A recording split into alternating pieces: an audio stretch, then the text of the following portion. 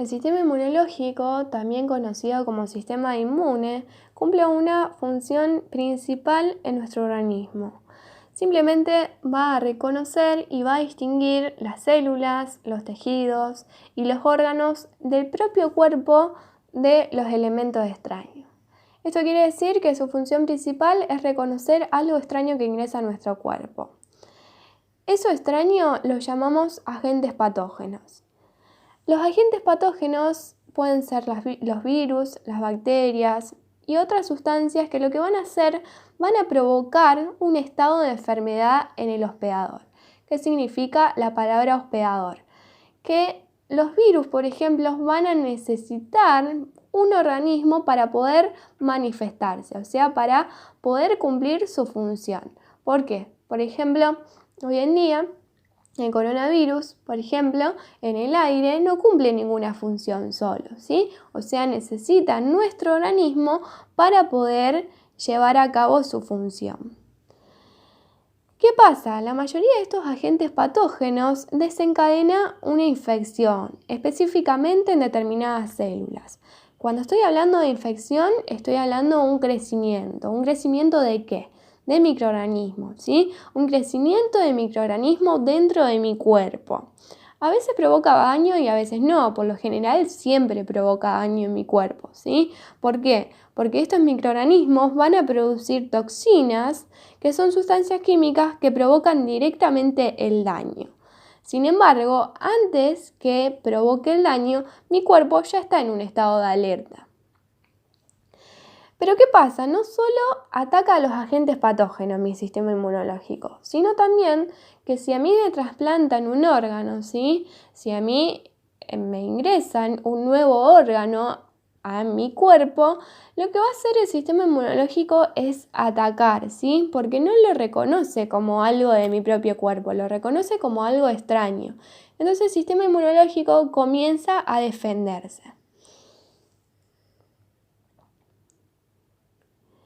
Cuando hablamos del sistema inmunológico, vamos a hablar que existen barreras defensivas en nuestro organismo, ¿sí?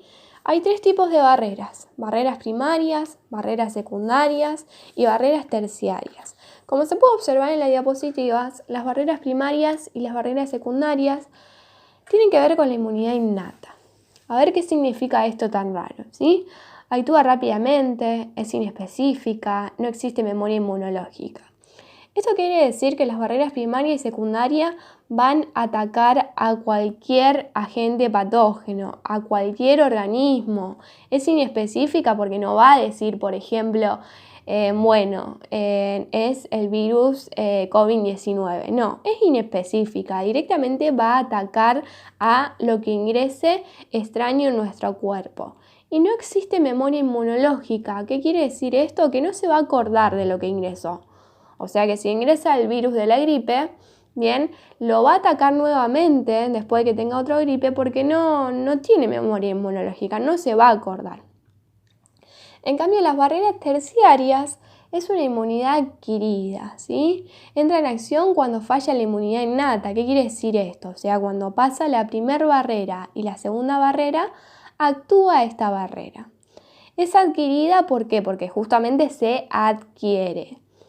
Tarda en actuar, sí, es muy eficaz, pero tarda en actuar. Es específica, ¿por qué? Porque va a generar anticuerpos para ese microorganismo o agente patógeno que ingresó a mi cuerpo, ¿sí? Y desarrolla memoria inmunológica, a diferencia de la primera y la segunda barrera. ¿Por qué? Porque se va a acordar de lo que ingresó. Unos ejemplos de barreras primarias van a ser la piel, ¿sí? Que simplemente va a impedir el ingreso de los organismos patógenos.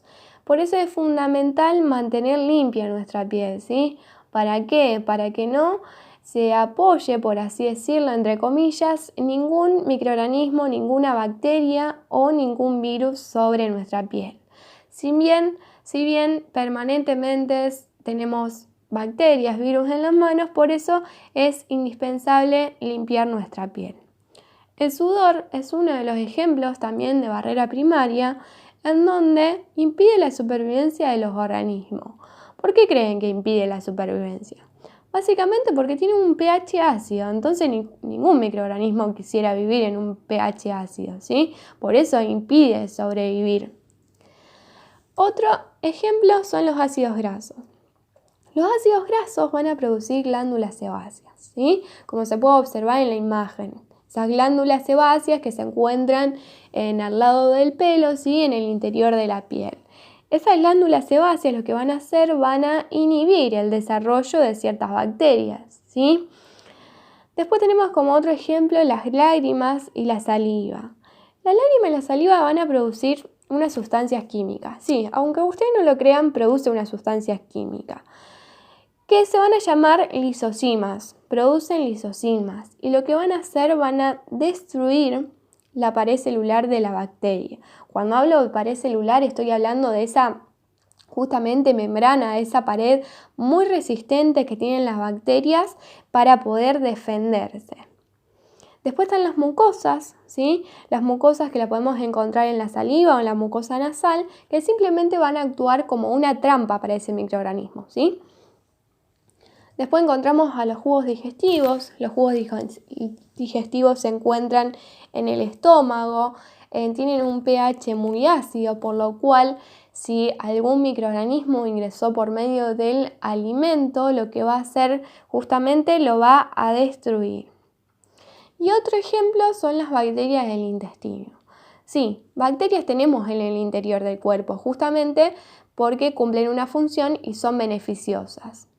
Entonces, a las bacterias del intestino las llamamos o bien se conocen como flora intestinal, que lo que van a hacer van a impedir el desarrollo de las bacterias, o sea, de las bacterias extrañas que ingresaron a nuestro cuerpo. Si ustedes pueden observar con respecto a todos los ejemplos de la barrera primaria, lo que van a hacer su función básicamente es impedir el desarrollo del agente patógeno. Sigamos.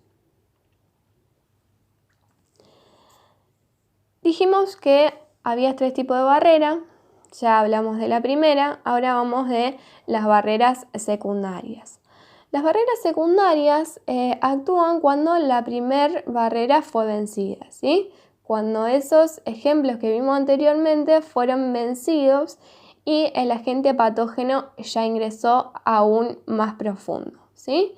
Entonces lo que van a actuar son los glóbulos blancos. Los glóbulos blancos lo podemos ver en un análisis, por ejemplo.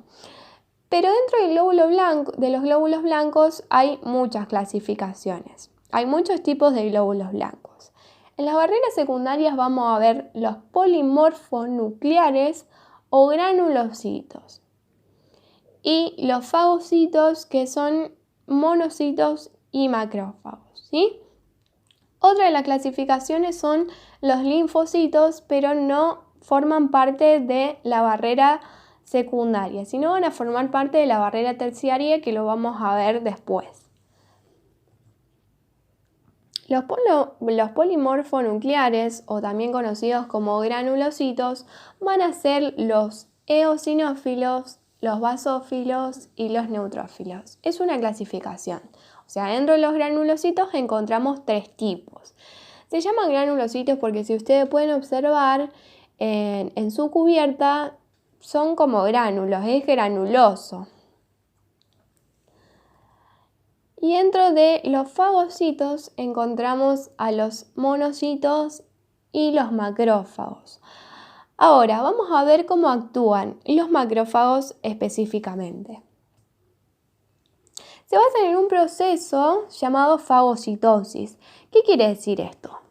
Esto tiene que ver con la palabra fagocitar, ¿sí?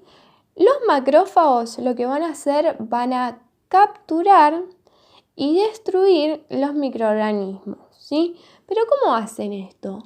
Si ustedes pueden observar en la primera imagen, el agente patógeno sería el circulito violeta con el circulito lila con los demás circulitos violeta. Lo que está haciendo es envolver, ¿sí? El macrófago está envolviendo el agente patógeno. ¿Para qué? Para que ingrese dentro de él. Una vez que ingresa dentro de él, van a actuar unas sustancias que se van a llamar lisosimas. que las lisosimas se puede observar que son circulitos en color verde.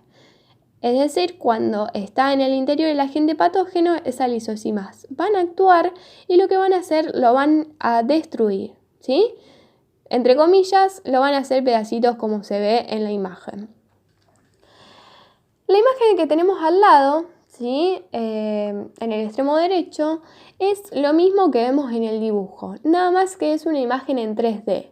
Lo que está simbolizando los bastoncitos anaranjados es el agente patógeno y el macrófago que lo está envolviendo, ¿sí?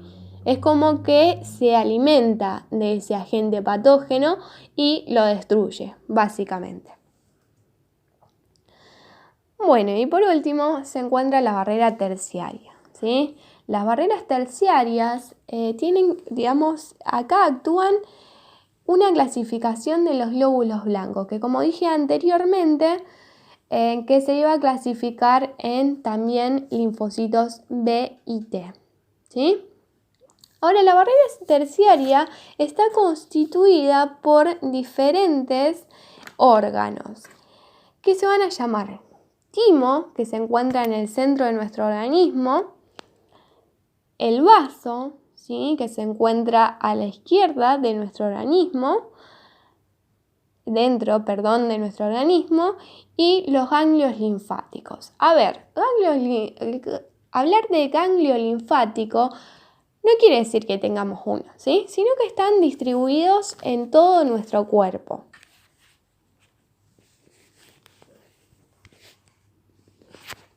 En todo nuestro cuerpo.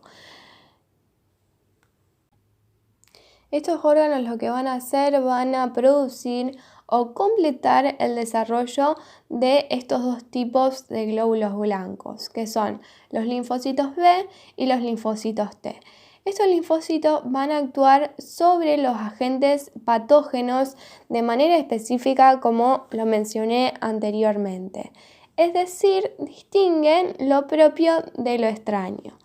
Los linfocitos T son aquellos que van a madurar en el timo, como vimos anteriormente, donde se van a preparar.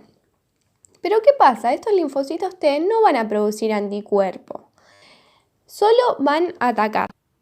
En cambio, los linfocitos B son aquellos que van a madurar en la médula ósea, como vimos en la imagen, y van a sintetizar los anticuerpos que luego lo van a liberar a la sangre. ¿Qué significa esta palabra de sintetizar? Van a producir anticuerpos. Por eso se dice que la barrera terciaria es una barrera muy eficaz, pero tarda varios días, en llevarse a cabo. Es eficaz, pero bueno, va a demorar.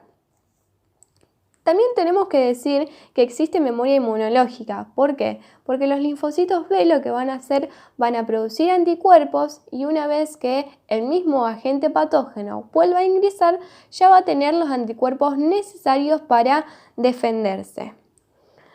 Ahora, estos linfocitos van a dar una respuesta. Esta respuesta va a ser provocada por los antígenos, que hasta el momento no hablamos de qué significa la palabra antígeno. Antígeno, hablar de un antígeno es hablar de una molécula, ¿sí? Hablar de una molécula extraña al organismo. Y como el organismo no la reconoce como propia, va a tener la capacidad de formar anticuerpos, ¿sí? Básicamente, la respuesta es formar anticuerpos para combatir a esos antígenos. Luego, en la siguiente diapositiva, puse un dato muy curioso con respecto al cuerpo humano. Que el cuerpo humano contiene más de 100.000 millones de linfocitos B. Miren qué importante. Cada uno de los cuales segrega anticuerpos específicos. Bien, ese es un dato para agregar. Por último, vamos a hablar de inmunidad adquirida, que como ya dijimos, tiene que ver con la barrera terciaria, ¿sí? La inmunidad adquirida podemos dividirla en dos, en activa y pasiva.